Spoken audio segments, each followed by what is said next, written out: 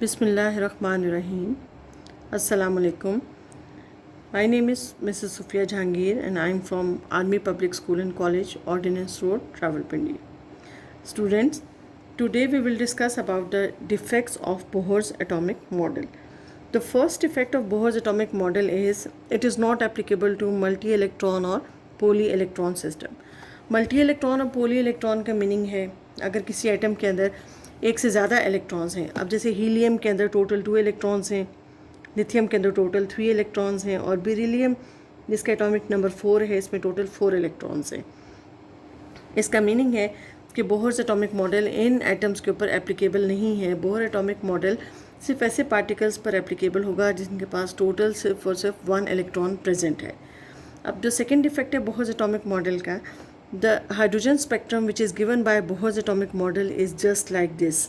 अब स्पेक्ट्रम क्या होता है? स्पेक्ट्रम का मीनिंग होता है जैसे अगर ऑर्डिनरी लाइट है वो प्रिज्म में से जब पास करती है तो वो 7 कलर्स में स्प्लिट कर जाती है, तो किसी भी तरह का जो डिस्प्ले ऑफ डिफरेंट कलर्स है that is called a spectrum.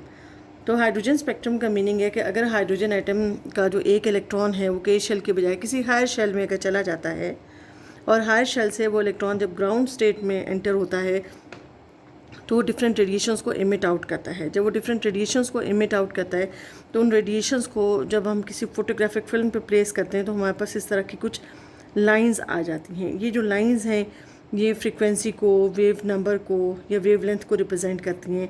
इसका मीनिंग है कि इलेक्ट्रॉन अगर किसी भी हायर शेल से जब लोअर शेल के अंदर एंटर होगा वो जो रेडिएशन इमिट आउट करेगा उस रेडिएशन का इमेज हमने इस फोटोग्राफिक फिल्म पे रिकॉर्ड किया है। तो ये जो डिफरेंट लाइंस हैं ये डिफरेंट इमिटेड रेडिएशंस को, या अगर इलेक्ट्रॉन लोअर से हायर शेल में जंप करेगा तो डिफरेंट एब्जॉर्ब रेडिएशंस को शो करेंगे। This is called as hydrogen spectrum. लेकिन एक्चुअली जब हम पावरफुल स्पेक्ट्रोफोटोमीटर से हम स्पेक्ट्रम देखते हैं तो स्पेक्ट्रम हमारे पास इस तरह का आता है। ये जो ओरिजिनल लाइंस हैं वो फर्दर स्प्लिट कर जाती हैं स्मॉलर लाइंस में which are called as fine spectral lines.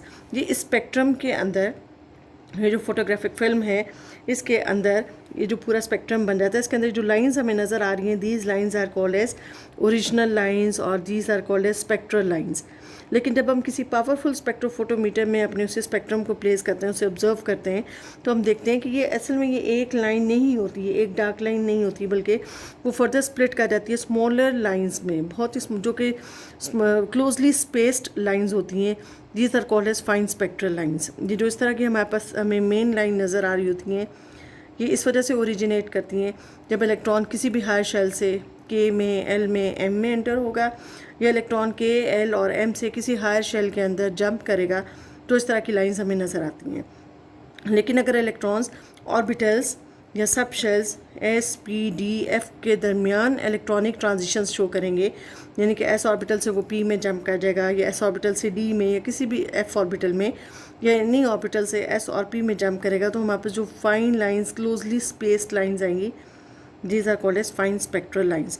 तो second defect of Bohr's atomic model was Bohr atomic model was unable to explain these fine spectral lines.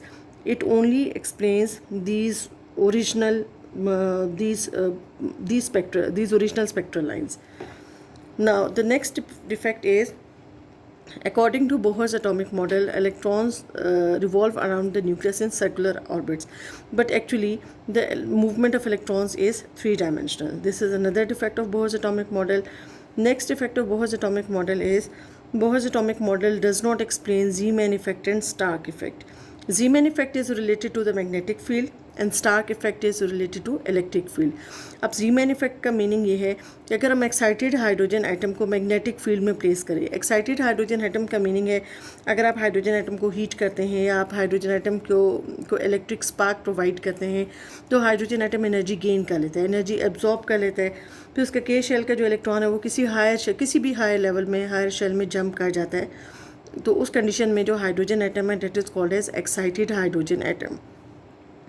अगर हम excited hydrogen atom को magnetic field में place कर देते हैं तो फिर हमें इस तरह की लाइंस नज़र नहीं आती बल्कि फाइन स्पेक्ट्रल लाइंस हम ऑब्जर्व करते हैं। This is called as magnetic field. मैं डेफिनेशन को रिपीट करती हूँ। Whenever an excited hydrogen atom is placed in a magnetic field, then these original spectral lines they further split into fine spectral lines. This is called Zeeman effect, and Bohr's atomic model was unable to explain Zeeman effect. Likewise, whenever an excited hydrogen atom is placed in an electric field, then again these fine lines, they split into these spectral lines split into fine lines. This is called as Stark effect. And again, Bohr's atomic model was unable to explain the Zeeman and Stark effect. This was the fourth defect of Bohr's atomic model. Now the next defect of Bohr's atomic model, which is the last one, is Bohr's atomic model was unable to explain Heisenberg uncertainty principle. Heisenberg uncertainty principle का meaning है कि इस principal, इस rule के accordingly हम at a time किसी भी electron का पोजीशन और मोमेंटम डिटरमिन नहीं कर सकते. पोजीशन का मीनिंग है कि इलेक्ट्रॉन कौन से शेल में प्रेजेंट है, K, L, M, N कौन से शेल में एग्जिस्ट कर रहा है, और मोमेंटम का मीनिंग है the energy content which is present in the moving object और in the object which is revolving around the nucleus. तो किसी भी एट अ टाइम, एक ही वक्त में हम किसी भी इलेक्ट्रॉन की पोजीशन और उसके मोमेंटम एग्जैक्टली डिटरमिन नहीं कर सकते. मोमेंटम को आप एनर्जी कंटेंट भी कह सकते हैं. बोहर्स एटॉमिक मॉडल इस कॉन्सेप्ट को एक्सप्लेन नहीं करता था. बोहर्स के अकॉर्डिंगली हम इलेक्ट्रॉन की पोजीशन और इलेक्ट्रॉन के मोमेंटम एग्जैक्टली डिटरमिन कर सकते हैं. लेकिन हाइजेनबर्ग्स अनसर्टेनिटी प्रिंसिपल के अकॉर्डिंगली अगर हम मोमेंटम मीन्स अगर आप इलेक्ट्रॉन की एनर्जी कैलकुलेट करते हैं तो पोजीशन में एरर आ जाता है. पोजीशन मीन्स कि आप सर्टन नहीं होते, आप कंफर्म नहीं होते कि इलेक्ट्रॉन कौन से शेल में प्रेजेंट है. अगर हम इलेक्ट्रॉन की पोजीशन को डिटरमिन करते हैं तो मोमेंटम मीन्स कि एनर्जी में एरर आ जाता है. हम एट अ टाइम इन दोनों चीज़ों को कभी भी एक्यूरेटली मेजर नहीं कर सकते. और इस प्रॉब्लम को बोहर ने सॉल्व नहीं किया, बल्कि इस प्रॉब्लम को श्रोडिंगर ने अपनी वेव इक्वेशन के थ्रू इसको सॉल्व किया. हमारा नेक्स्ट टॉपिक है हाइड्रोजन स्पेक्ट्रम. हाइड्रोजन स्पेक्ट्रम को एक्सप्लेन करने के लिए हमें पता होना चाहिए कि there must be the presence of hydrogen gas in a discharge tube. Hydrogen spectrum का मीनिंग है कि अगर हम एक discharge tube, glass discharge tube ले लेते हैं, उसके अंदर हम हाइड्रोजन गैस को फिल कर देते हैं और एक साइड पे एनोड होगा, दूसरे एंड पर कैथोड होगा. जो ही हम उसको हाइड्रोजन गैस को स्पार्क प्रोवाइड करते हैं तो हमने अपनी डिस्चार्ज ट्यूब के अंदर हाइड्रोजन गैस को फिल किया हुआ है, जो कि हाइड्रोजन मॉलिक्यूल से मिलकर बनी हुई है. वो हाइड्रोजन मॉलिक्यूल स्प्लिट कर देंगे, हाइड्रोजन एटम्स में कन्वर्ट हो जाएंगे. फिर डिस्चार्ज ट्यूब के अंदर जो इलेक्ट्रिक स्पार्क है, उस इलेक्ट्रिक स्पार्क की वजह से हाइड्रोजन एटम का जो इलेक्ट्रॉन है वो किसी भी हाई लेवल में चला जाएगा. और जब वो हायर लेवल से जब लोअर लेवल में एंटर होगा तो वो डिफरेंट रेडिएशंस को एमिट आउट करेगा. वो जो रेडिएशंस हैं जब हम उनको ऑब्ज़र्व करते हैं, चाहे उसकी एनर्जी को ऑब्ज़र्व करें, उन रेडिएशंस की फ्रीक्वेंसी, वेव नंबर को, हमारे पास एक फ़ोटोग्राफिक फ़िल्म के ऊपर एक इमेज आ जाता है. This is the image on the photographic film. हमारे पास बिल्कुल क्लोजली स्पेस्ड लाइंस आ जाती हैं. जो क्लोजली स्पेस्ड लाइंस हैं ये फ्रीक्वेंसी, वेव नंबर या एनर्जी को रिप्रेजेंट करती हैं कि इलेक्ट्रॉन जो है जब वो किसी भी हाई लेवल से लोअर लेवल में एंटर हो रहा है तो ये इस तरह की रेडिएशंस एमिट आउट हो रही हैं. ये जो पूरा डिस्प्ले है, display of different frequencies or wave numbers or wavelengths on this photographic film is called as hydrogen spectrum. चूँकि हाइड्रोजन एटम का ये रेडिएशंस का इमेज है, रेडिएशंस की जो वेवलेंथ है, फ्रीक्वेंसी को ये रिप्रेजेंट कर रहा है, so this is called as a hydrogen spectrum. जब हाइड्रोजन एटम से डिफरेंट हमारे पास रेडिएशंस इमिट आउट हो रही होती हैं, उन रेडिएशंस की जो वेव नंबर है उस वेव नंबर को हम 5 कैटेगरीज़ में डिवाइड कर लेते हैं. अब ये जो क्लोजली स्पेस्ड लाइंस हैं इसको हमने, ये जो हमारे पास एक ग्रुप बन जाता है, ग्रुप ऑफ लाइंस, इसको हमने एक कैटेगरी में कंसिडर कर लिया. जो नेक्स्ट ग्रुप ऑफ लाइंस थे this was the second category. और जो उसके बाद फिर हमारे पास जो अगेन क्लोजली स्पेस्ड लाइंस हैं, अगेन एक और ग्रुप बन गया है, ये third category, this is the fourth category and this is the fifth category. तो जितनी भी हमारे पास जो रेडिएशंस एमिट आउट होती हैं जब हाइड्रोजन एटम का इलेक्ट्रॉन हाई लेवल पे है, हाई लेवल से लो लेवल में एंटर होता है, तो उन रेडिएशंस को जो हम 5 सीरीज़ में डिवाइड करते हैं, it is Lyman series, Balmer series, Paschen series, Brackett series and Pfund series. अब इन्हीं सीरीज़ ऑफ रेडिएशंस को हम डिटेल से स्टडी करते हैं. लेमन सीरीज़ का मीनिंग है कि अगर आपका इलेक्ट्रॉन किसी भी हाई लेवल से, हाई लेवल आपका सेकंड, थर्ड, फोर्थ कोई सा भी हो सकता है, किसी भी हाई लेवल से इलेक्ट्रॉन अगर फर्स्ट शेल में या के शेल में एंटर होता है तो वो जो रेडिएशन एमिट आउट करेगा, that radiation belongs to Lyman series. आपने याद रखना है कि N1 is the lower shell, N2 is the higher shell.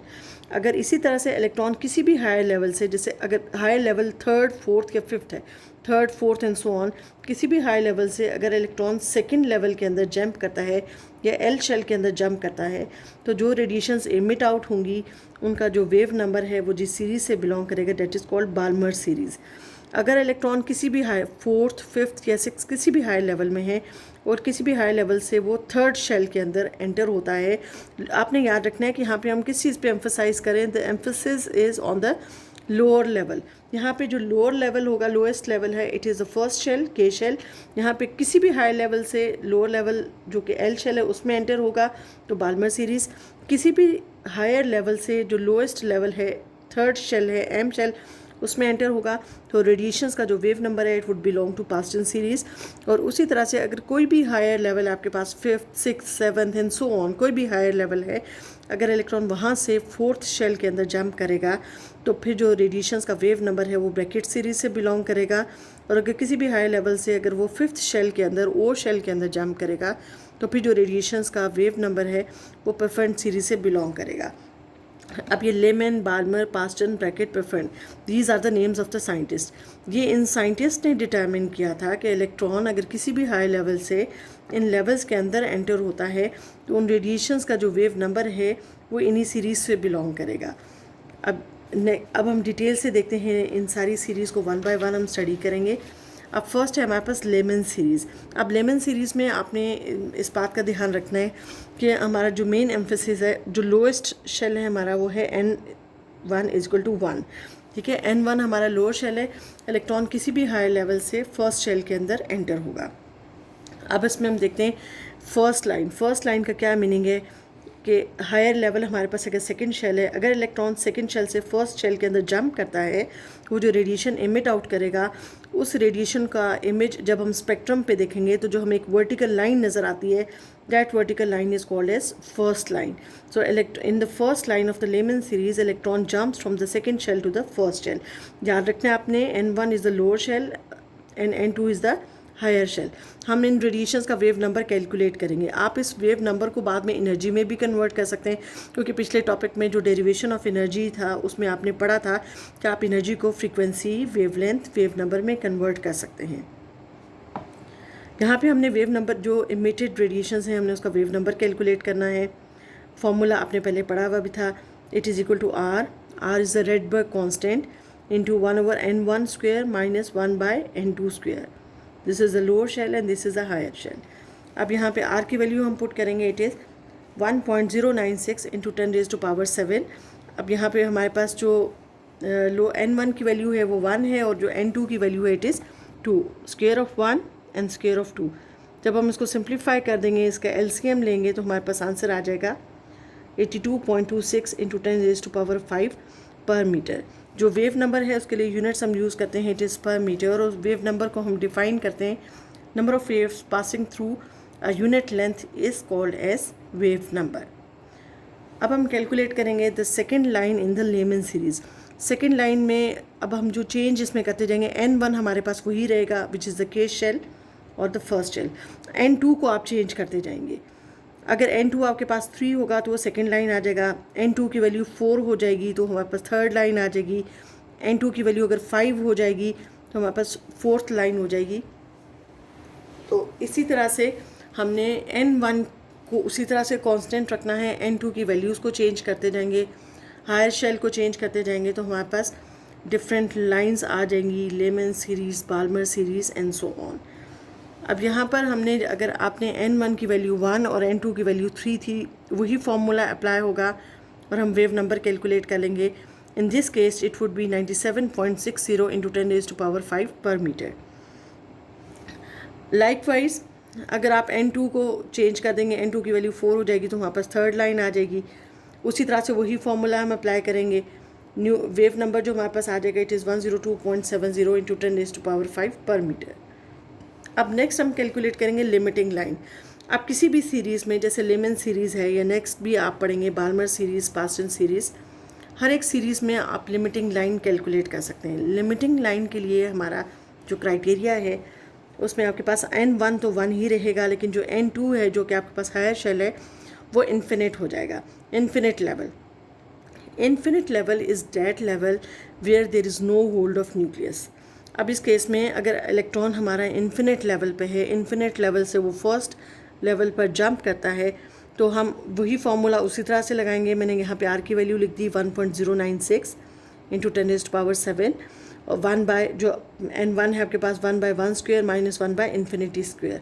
अब इन्फिनिटी आपके पास डिनोमिनेटर में है। Infinity means a very very very higher value of n, very very extremely higher value of n, जो एक बहुत बड़ी वैल्यू है। जब आप उसका स्क्वायर लेंगे तो वो और बड़ी वैल्यू हो जाएगी। और ये डिनोमिनेटर में है, जब आप उसको 1 से आप इसको वैल्यू को डिवाइड कर देंगे तो आंसर इसका बहुत स्मॉल हो जाएगा, बहुत स्मॉलर वैल्यू हो जाएगी। उतनी वो स्मॉलर वैल्यू होगी कि it is not a well defined value.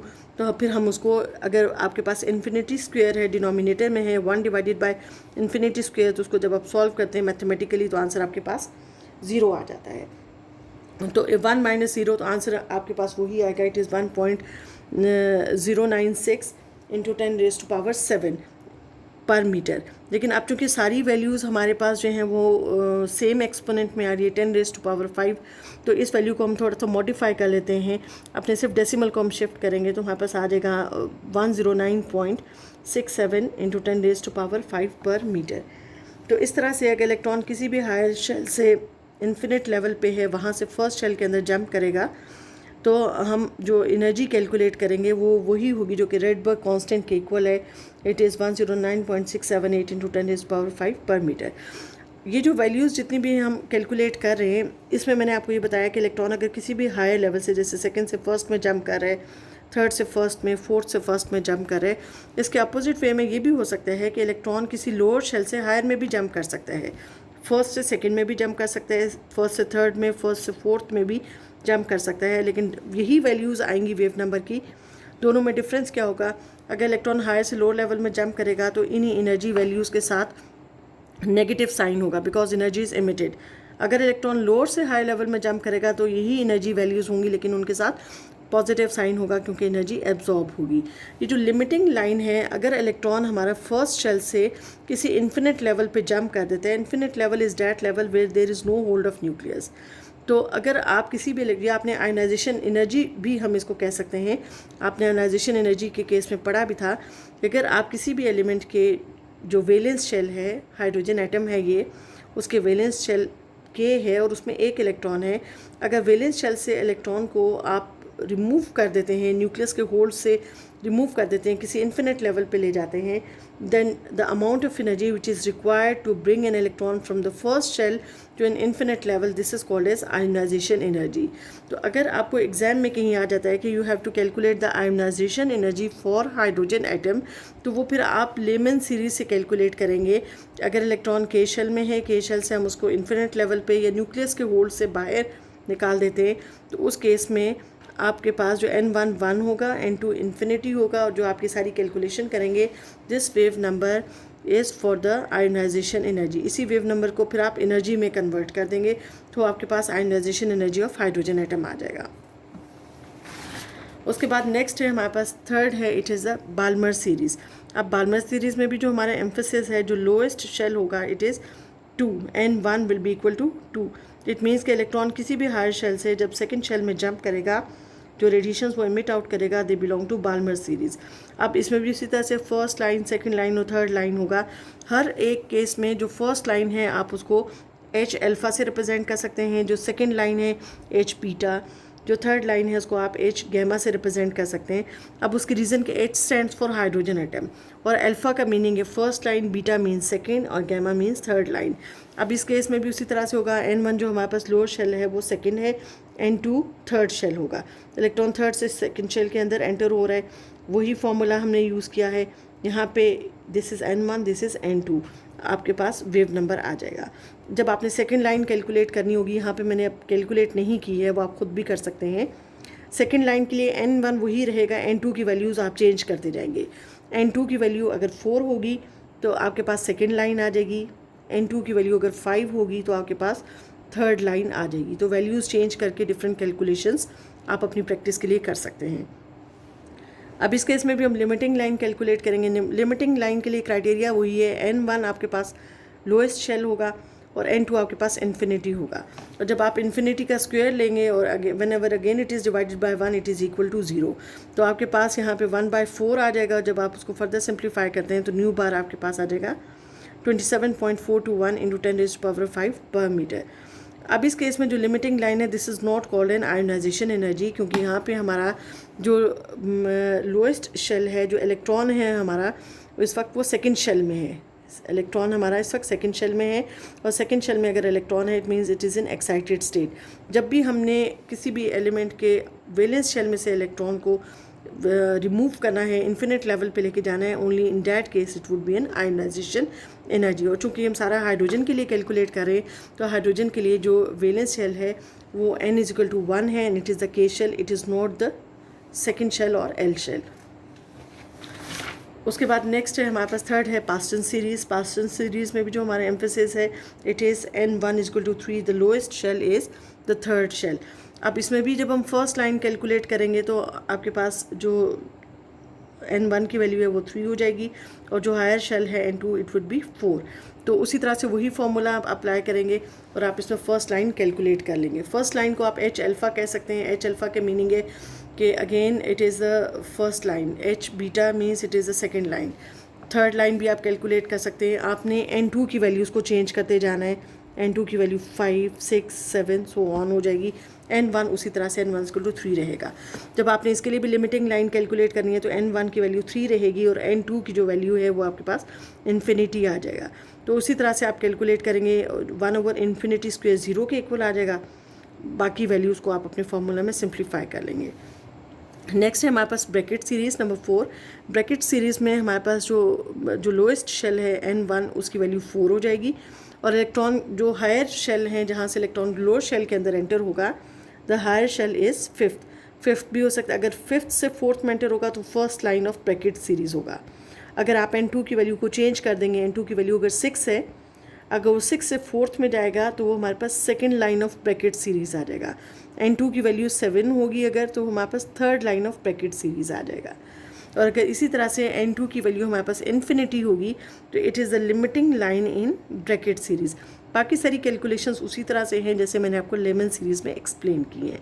उसके बाद लास्ट में है हमारे पास परफेंट सीरीज़। परफेंट सीरीज़ में भी जो हमारे पास लोएस्ट लेवल है इट इज़ n1=5। अगर इलेक्ट्रॉन किसी भी हाई लेवल से जैसे 6 से 5th में एंटर होता है, जो रेडिएशन इमिट आउट होगी it would belong from Pfund series. तो इसमें ये इसकी फर्स्ट लाइन है। अगर n2 की वैल्यू 7 हो जाएगी और n1 उसी तरह से 5 रहेगा तो it would be second line in Pfund series. n2 की वैल्यू अगर 8 हो जाती है और n1 हमारे पास 5 है, then it would be the third line in Pfund series.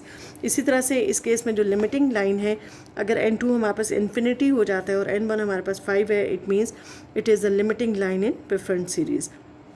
So students, it was all about the defects of hydrogen, defects of Bohr's atomic model and hydrogen spectrum. Now I think you will be able to have a clear-cut concept of this discrete line spectrum of hydrogen and different energy levels of the electrons in the hydrogen atom. If you are having any problem, if you are having any queries, you can ask me through my WhatsApp number. Thank you.